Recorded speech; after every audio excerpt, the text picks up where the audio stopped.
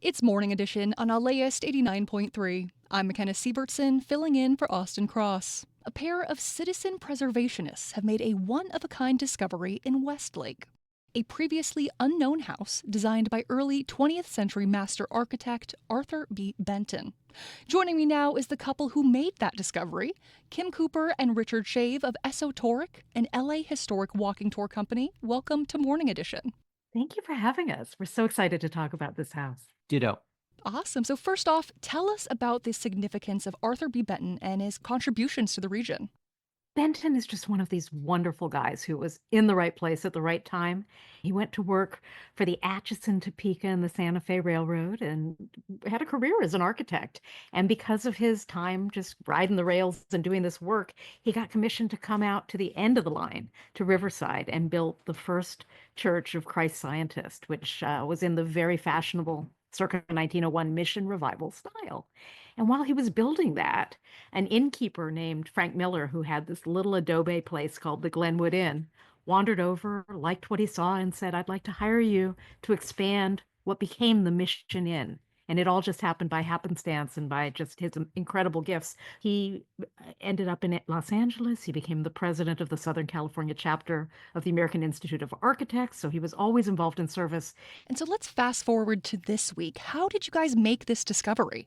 It began as a side effect. We were already obsessed with demolition permits, but we now became really interested in this aspect we didn't realize, which is council offices are supposed to get all the demolition permits for their district. And we'd been trying to get a way to find all these demolition permits, and this was it. Building and Safety has had this online forever. It's just not searchable. You have to go looking for it. It is a needle in a haystack. A diamond in a haystack, I'd say.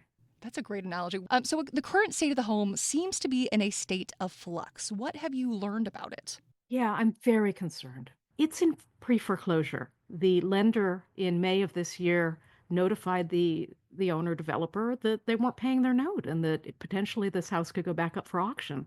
And I certainly don't want them digging away at what potentially could be a National Register landmark. Now that we know the history of this house, that it is indeed a Benton, what are you hoping happens next? We want the city to give it a chance. We want it to go before the Cultural Heritage Commission for a hearing to determine if it merits landmarking. And I don't think that's unreasonable. The application that's been submitted is for a remodel, not for tearing down the house. There's got to be a better way to move forward, to recognize what's here, and to be a steward. The city's job is to take care of the things that matter in Los Angeles. So you can send an email to emma.howard@lacity.org. She's at Council District 13. She's the planning lead in that office.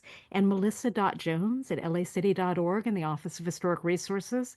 And just ask that it get agendized and that the Cultural Heritage Commission have a chance to hold a hearing on this house. Melissa's the gatekeeper for the Cultural Heritage Commission. So this is really where you want to be pounding on the doors to be let in. What kind of work are citizen preservationists like yourselves doing that public might not be aware of?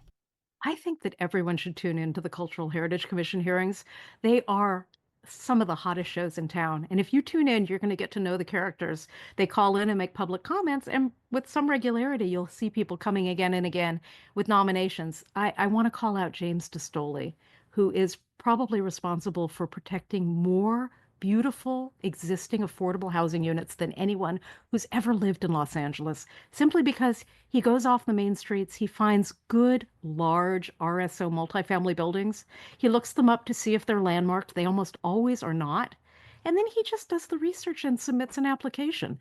And just to give you a sense of the scope of James's work, if you drive through Mid-Wilshire, you see these fantasy chateau apartment buildings. A large number of his nominations are these gems from 100 years ago that just have not been preserved and now get a second chance as landmarks. I've been talking to Kim Cooper and Richard Shave of Esotoric about the newly discovered Arthur B. Benton house at 284 South Coronado.